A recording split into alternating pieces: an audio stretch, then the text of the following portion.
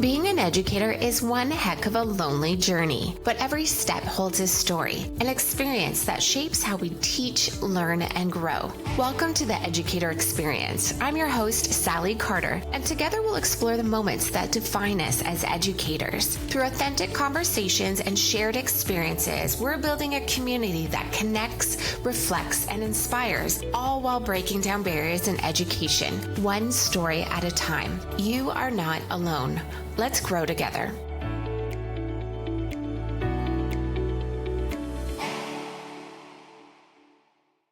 Hi, everyone, and welcome to the Educator Experience podcast. I'm your host, Sally Carter, and today we are talking to the very passionate Paul Tedesco. He has spent over 30 years in marketing, about 15 in post-secondary, and 11 with McMaster's DeGroote School of Business. So welcome, Paul. I'm really excited. What a lot of people don't know is I recently did some TA work for one of Paul's grad classes. I just weaseled my way into TAing your class, You which was really, you super. really did. I Talk about literally did. talk about lucky. I Preparation know. creates opportunity. Yes, totally. Um, and it's so funny. And if I can just tell that story too, I had just flown into Ontario for the summer. I'm on my computer. I'm always looking at what the different universities have for jobs. I do a lot of contract work. I haven't found the place yet. And my landlord actually is a professor at McMaster in the health sciences. So I'm like, oh, McMaster. So I was just randomly looking at stuff. And I'm like, you know what? I've got this big business launch for this company happening this summer. So I don't have the time to teach, but okay, look at the TA stuff. Right on. I've never considered that. Like it's just marketing and I get to have experience, learn from someone. I'm always wanting to learn and grow. So I just emailed everyone on that list. And you emailed me, you were so sweet. You were like, thanks for your email, but the class starts tomorrow. You're a little bit late. And I'm like, yeah, I know. Like, I'm just trying to make some connection. And then you emailing me back a few days later saying, hey, my TA just bailed. Let's talk. It's just cool how that stuff works out. It all worked, and you did a great job. So I really appreciate. It was fun. We had fun, Yeah, total and fun. we're not Total quite fun. done yet. We still have at least No, one paper to finish before we can. we've got more to go. But I appreciate you clearly have a passion and love and appreciation for where you work. And I'm really excited to kind of see where you continue to take those things. I mean, interesting enough, if I give you just a little bit about my history getting here, I did my MBA at the DeGroote School of Business, and I had out of 20 courses, I had to take 20 courses. It took me 7 years to get my MBA part-time. While I was working, having kids, doing all that stuff at the same time, and I would say that I had 7 amazing professors who taught me so much and drove so much. What does that mean? 13 that I felt taught from the textbook didn't give me the value that I felt I deserved. And luckily, when I took my MBA, which is in the 90s, it was cheap. I got I didn't know it ever was. So that's good to know. MBA for under $15,000. Today, to get my MBA would cost me 50. But I had one specific professor. His name was Jim Letwin. And Jim was the owner of a company called Jan Marketing. It's now Jan Kelly Marketing. And he owned that business. And I had just started in the agency side. He gave me clarity as to what a great professor in an MBA program was like, because he did not teach some stuff out of a textbook. He was like, if you're an MBA, you should already be able to read that stuff. You should have and be able to gain that kind of experience. And what you should get is an understanding of how it works in real life. And interesting, Sally, because now being my TA for that course, you may think I've actually developed that or not. I have lived my MBA career, number one, being rated highly as a professor, but also just all the time thinking to myself, what is the best experience I could give these students to actually walk away going, I learned something I couldn't have read if I read just a textbook, which is why, and you were with me for intermediate marketing, I didn't go through any of the typical marketing stuff, right? There was none of the, let's talk about the 4 Ps and let's do that. I used current publications. I tried to speak about currently what was being talked about. I know at one point in time I presented something that I was presenting on marketing effectiveness, and it was just all about trying to make sure that people are walking away from that being able to say, I get that, what's actually being talked about. Because I'll tell you right now, the halls of any company marketing department, they are not running around going, hey, let's talk about the 4 Ps. It's true.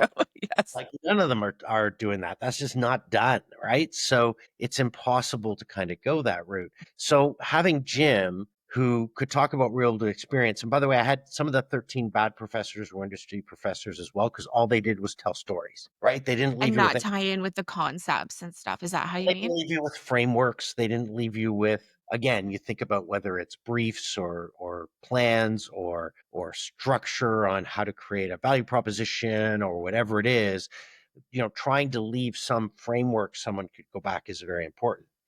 Um, so I decided after getting my MBA that it would be fun to teach, and you may not get any clue to this. By the way, I have no idea how many times I say That's but Mark okay. I'm an person.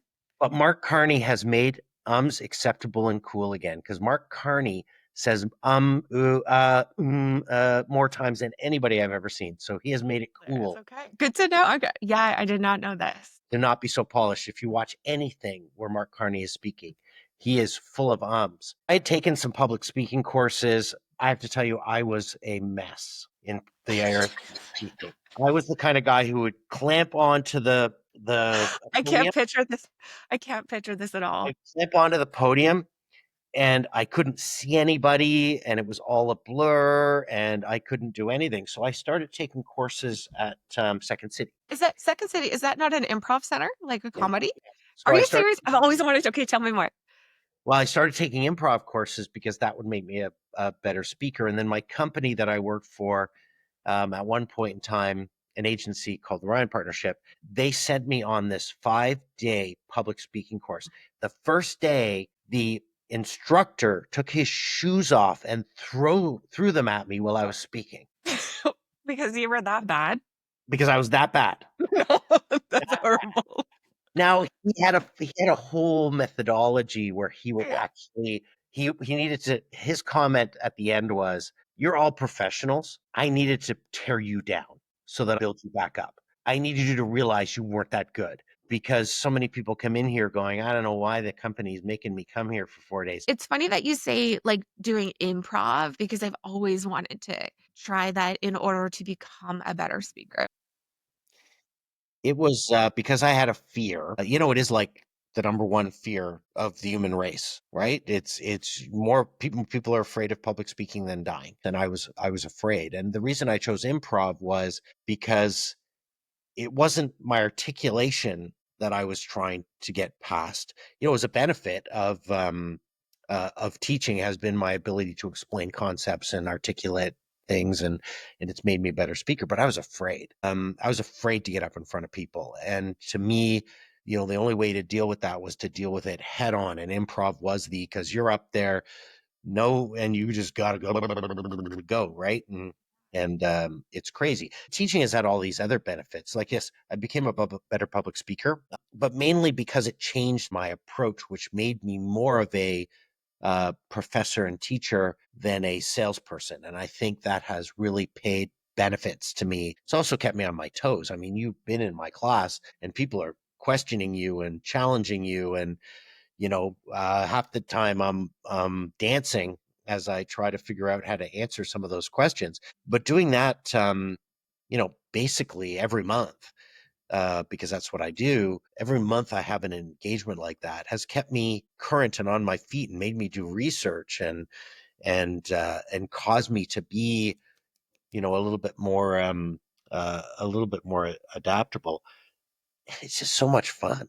Like Uh, it really is. it's my it's my secret dream to do a stand-up show at some point. It's just such a valuable type of thing to try improv, right? It could benefit so many things. And I think not a lot of people actually talk about the nerves of when a teacher first enters that classroom and how long it takes for teachers to become comfortable at the front. And you touched on that briefly too. You were like clutched at the podium and I'm like, yeah, I always joke and like I acknowledge it in my first classes and I'm like, is anyone nervous here? Anyone uncomfortable? I'm like, me too. Yeah. Me too. And I'm gonna say the wrong thing. I'm gonna be a little weird, but it's gonna take me a couple classes to get into the groove and get to know people and stuff too. So it's okay. We're figuring it out together. But I think not a lot of people talk about that, right? Yeah.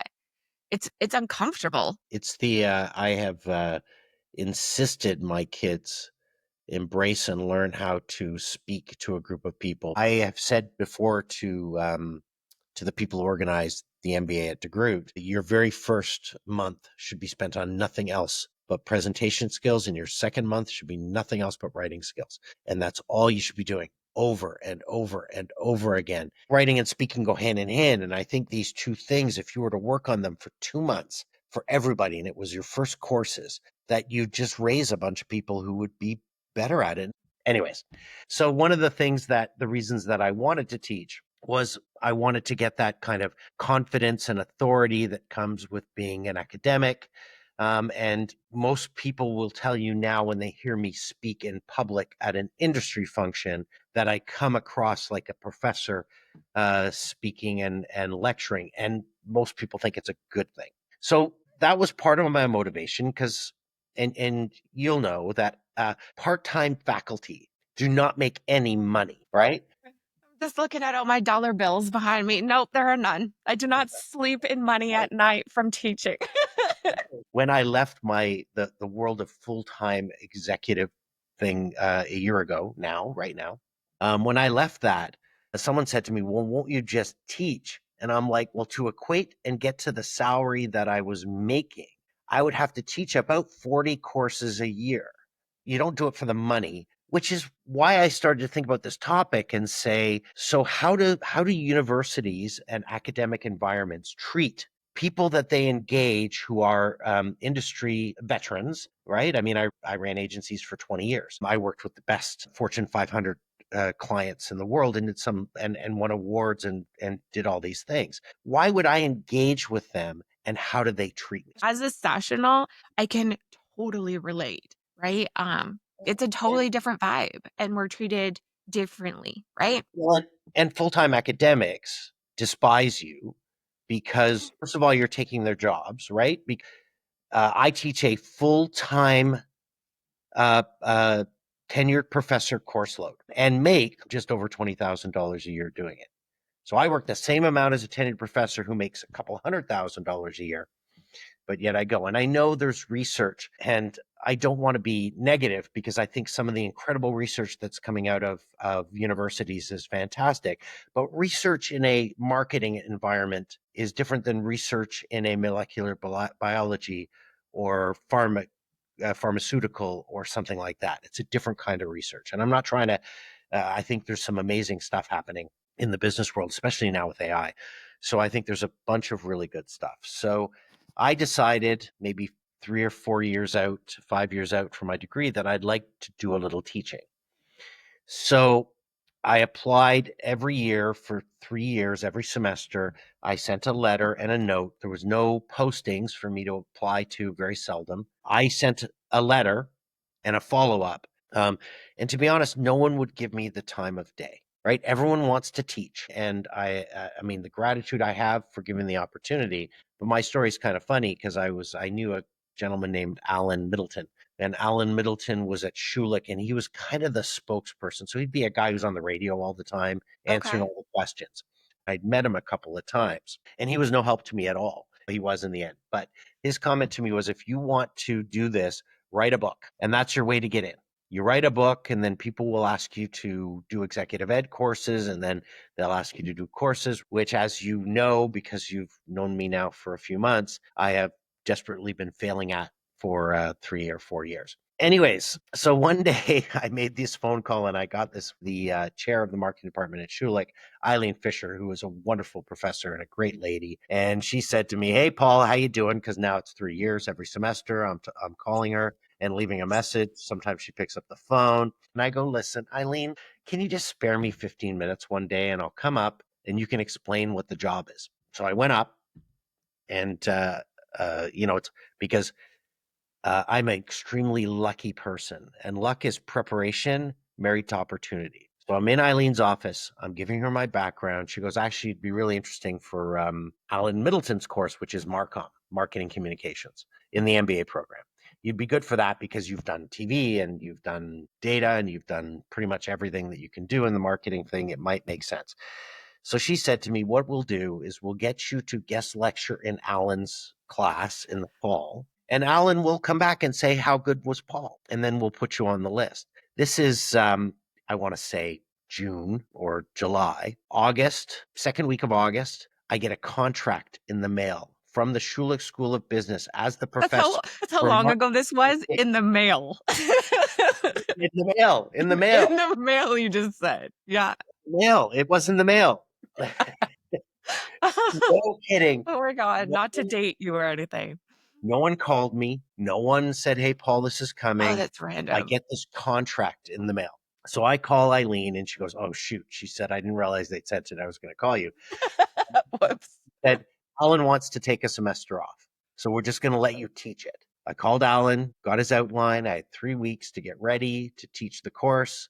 And off I go, which leads me to the first kind of area. If you think about the opportunity presented by industry professors and where they fail or where they succeed or where they get frustrated or where they don't, I do feel there's a real lack of an orientation and support in kind of setting up that first time in that first class. And I don't need it anymore because I know everybody and I can just make phone calls. But man, the first time you ever teach anything, and you and I talked about my recent experience with grade inflation and the fact I didn't even know I was had a specific grade I was supposed to. I've taught there for 11 years, 12 years, and I never even knew that I had a requirement. And it's no individual's fault, but I think it's if you had more support, I believe engagement is not high enough. And I believe if we engaged our part-time faculty more, that we would be able to benefit a lot from them. They have industry contacts. They'll do guest lectures and keynotes. They'll build support for alumni, and none of that is done. Right? You're kind of left on your own. I think there's this whole engagement with this part-time faculty, sessional instructors, which is not being leveraged by the schools. That should be, because it's a real opportunity, I think, to get experience, industry contacts, all the things that I have proposed and want to be more a part of what DeGroote is doing. All things that I'm proposing as part of my role here, all for free, Mhm. right? And all your time. You Yeah. know, I don't need to get a professorship, and I don't need to be paid, 6 figures to support this. It's what I want to do, and and it's fun. So I do think there's this whole thing that we can do to pull that together. Um, Agreed. And then because I think we talked about it just before I hit the record button, can you go back to what has actually happened? Yeah. So at interesting enough, at Schulich, part-time sessional instructors can call themselves professors. At DeGroote, that's not the case, and I totally understand why. Right? Like there's got to be a difference between a professor and someone who comes in and teaches a course every couple of years and does things. But with the role I've played at DeGroote, I became involved. So I helped design the executive MBA that I teach in, helped position the DeGroote School of Business. Education with Purpose was the line. I ran sessions for brainstorming and planning. I used Like my own tool, outside of your classes, like unrelated to your classes, but unrelated to related my to the classes, program. to Awesome. help I do love the that stuff. things. I ran those, no charge. I actually had my team, no charge, do all the creative on for DeGroote on the program. I went to them and said, there's more I can do, but in return, I want to be called professor, or executive in residence was the other one I suggested. I said, so you've done it for other people. I've watched it. Anytime there's something that needs to be done that's more volunteer, I'm on it. And part of it because I am engaged and want to be a part of it. So they just on Friday officially appointed me as an industry professor at the DeGroote School of Business, which I can update my resume at some point in time, my LinkedIn, and put that instead of what I think it says now, which is sessional instructor or Yeah, okay. something. Oh, Is there a button for little fireworks? Because that's a pretty big deal. That's awesome. I've never actually, in my experience, heard of that. So you said it's something that you've seen happen, which is really cool. What I have seen industry professionals called uh, in British Columbia is professor of practice, which is pretty cool. professor practice? Professor of practice. Yes. Oh, Yes. that's So cool. they're just they're teachers, right? Industry professional educators. Yeah. So sorry, going back to what their yours is called now. It's just industry professor, but it had to go all the way to the dean of McMaster, like the chair, the president of McMaster to get approved. Now you've got that motivation to keep doing what you're passionate about and really making an impact for that sessional group that's a little bit left behind. Not a little bit, a lot left behind. There are literally dozens of people like me who would gladly do that, who are currently on faculties. Well, there are thousands across the country who are being underutilized and could be such great advocates for the school and could be so involved. So I think there's a way, and it's interesting. One of the things that I was thinking is how do we have, maybe it's some kind of an industry professor council or something, or sessional instructor biannual meeting where we sit down and go, what can we do to help the school? So are you open to me asking about some of the ideas that you have to really kind of throw into the program that you're working with now? I do believe that there is something about DeGroote and McMaster that is really special.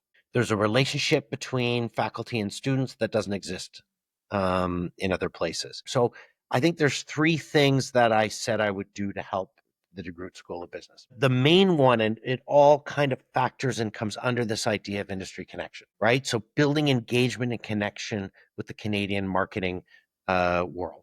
And I think there's a huge opportunity for us to do that. There's a huge desire on the part of marketers in Canada, whether they be brands or agencies, to build a connection with academia.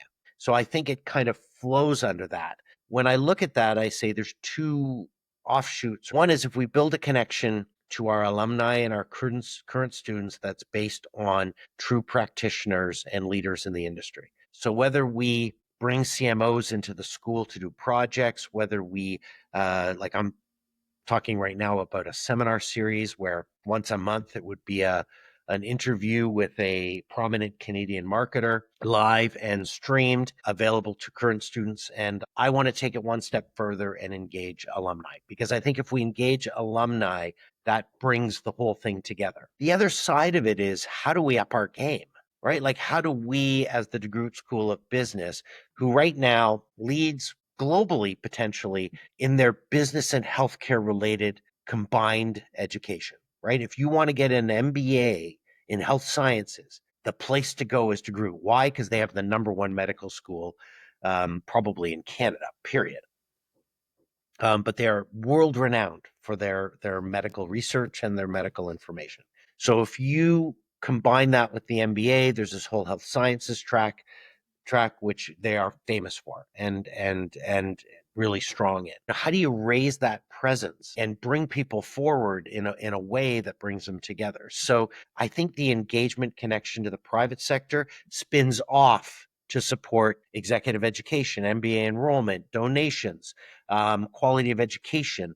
And then as you look forward, how do we approach the educational system when it comes to AI? Not how do we use AI, but how do we teach AI and about AI and incorporate it into what we're doing, which, and you and I may have had this whole conversation, is semi a wank because, to be quite honest, everyone's talking, it's like teenage sex. Did I Oh, I had don't this? know this joke. Tell me, tell me. Oh, so I was up in Calgary presenting at Coastal West, and I said, the one thing I'm not going to talk about today is AI. I said, because first of all, I've been doing AI for 2 decades. It's called predictive AI. It's not generative AI. And generative AI is cool and it's really great and it's fantastic. But I said, so AI is kind of like teenage sex. Everybody's talking about it. Everyone says they're doing it, but nobody's doing it. Nobody's really doing it. And those few who are doing it aren't doing it well. So, and it's true, right? Is it going to change the world? It already has. There are places where I used to have 20 developers, and now we need four. That happened 8 to 10 years ago. That change happened. Something really stuck out and I'm obsessed with it because this is the business I'm developing here too. You had mentioned a council for kind of sessionals. Oh, yeah, yeah, yeah. So, Yeah, are you open to sharing a little bit more about that? And that's just because like you're speaking of my soul there. none of this has been done. Right? Yes. Isn't it mind blowing though that it hasn't? Like, how All is this new? So I believe one of the biggest missed opportunities is not only engagement with corporate Canada, but engagement with our own sessional instructors. Why? Because almost all of our sessional instructors are those people that are out there in the real world, making contacts, having contacts, doing things, and being a part of it. If I wanted to have a day a year where I would have some kind of a conference, I would have one for sessional instructors at group, and I would bring all those sessional instructors in and I teach them how to be better teachers. And I do sessions to teach them how they can help the school. They all want to, they don't know how. It's fair. Fair. Gotta give them the tools, give them some insight, allow them to be creative. And also, if you have all of those minds in one space at one time, the brainstorming that y'all could do, right? In terms of maybe innovative ways to support the school. That would be really cool. I could tell you're passionate about DeGroote, but I think they're very fortunate to have someone who is so incredibly supportive of their programs. They're very fortunate. Yeah, I mean, selfishly, it's a hell of a lot of fun. I mean, they're a great group. And again, after 13 years or 14 years or many years I've been teaching at DeGroote, they've accepted me, right? Like I'm not an outsider anymore. At the beginning, I was, and at the beginning, there was some hesitation sometimes for people to support me or want to help me or do that kind of stuff because I was taking jobs, and I get that, right? And I think there's, as I feel like business education and marketing education has to evolve now to be something totally different than it has been in the past. I can't believe that we're teaching marketing 101 to MBA students, EMBA students, and that doesn't make any sense, right? Like I think, and the problem is that not everybody coming into this, into the executive MBA, most of them are marketers. So they need some background and they need some things, but I feel like our whole education system needs to evolve. I talk about, because I'm teaching data and analytics, not in marketing, but business data and analytics. And I talk about taxonomy, understanding, and communication. And those are the three things that I'm going to give you all the right words so that you know how to talk to somebody about data analytics, AI, and stuff. They need to be able to talk the talk. They need to be able to understand so that they don't get fooled by people who are talking to them. And then they need to be able to understand how to make decisions or comprehend or communicate that portion of it so that they can do it. And that's what they need. This is an executive MBA. This is not, or an MBA. This is not a Bachelor of Arts or a college certificate in data science. This is all about those skills that go, which is why I think that industry has so much to offer. Again, right? You want to learn and grow. You want to do better at your job because as a result of this, so you want some skills that are going to elevate you. And those things, if you can accomplish those things, I don't think that's a normal classroom environment. I don't think that's what has been done typically. I think it requires a total rethinking. So think about you're going to get your MBA. What really matters to you? There's what I learn, what this degree will mean when I leave. I don't know if you can see my fingers. Can you see my? I can see there's no paint on those ones. So there's what I learned, what my degree means out in the workforce, and who I got to know, the network that I created as a result of this program. Those are the three things that are in it because nobody spends $60,000 to learn. because I can get a subscription to LinkedIn Learning, pretty much learn everything that I've learned and twice as much in the amount of time as I could in that school, if all I cared about was learning. Yeah. When I went to Queens, I specifically went to the grad program in innovation and entrepreneurship, and it is expensive. It's just a year and it is more than I could possibly imagine spending. But the sole reason I wanted to go there was I wanted to put myself in the same room with people who are changing the world. Right. Put me in that space, whatever it costs, and I need to talk to as many people, and it's the relationships. Like, I always, um, exude that in talking to my classes, even undergrad, right? When I'm teaching, like, talk to people. I will help you build those connections, but you never know who you're gonna meet. And again, DeGroote feels to me like they do that. I probably do for 5 or 6 times a month. I'm on calls with previous students, sometimes from 10 years ago, who Oh, will that's amazing. who Yeah. will send me a note saying, I'm thinking about a job. Can I talk to you about this industry and what's going on? Because I know the person I'm interviewing with.